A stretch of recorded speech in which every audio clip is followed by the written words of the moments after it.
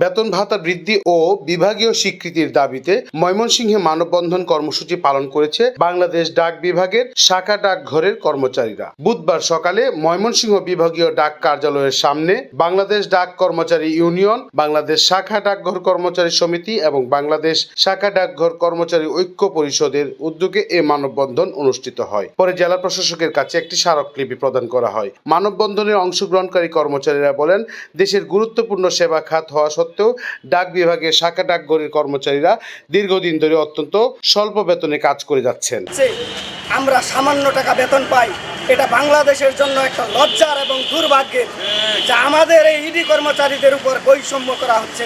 বর্তমান দ্রব্যমূল্যের ঊর্ধ্বগতিতে এই বেতনে পরিবার নিয়ে জীবনযাপন করা প্রায় অসম্ভব হয়ে পড়েছে। স্মারকলিপিতে উল্লেখ করা হয়, দেশে প্রায় 23,000-এর বেশি শাখা ডাকঘর কর্মচারী কর্মরত থাকলেও তাদের বেতন কাঠামো অত্যন্ত নিম্নমানের।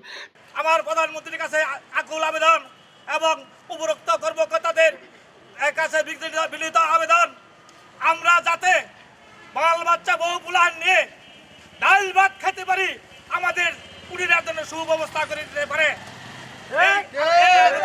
আমার কাছে আমরা তাদের কাছে আবেদন করিতেছি।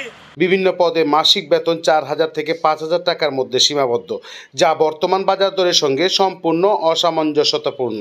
তাদের প্রধান দাবিগুলো হলো বেতন ভাতা 3 গুণ বৃদ্ধি, শাখা ডাকঘরের কর্মচারীদের বিভাগীয় কর্মচারী হিসেবে স্বীকৃতি প্রদান।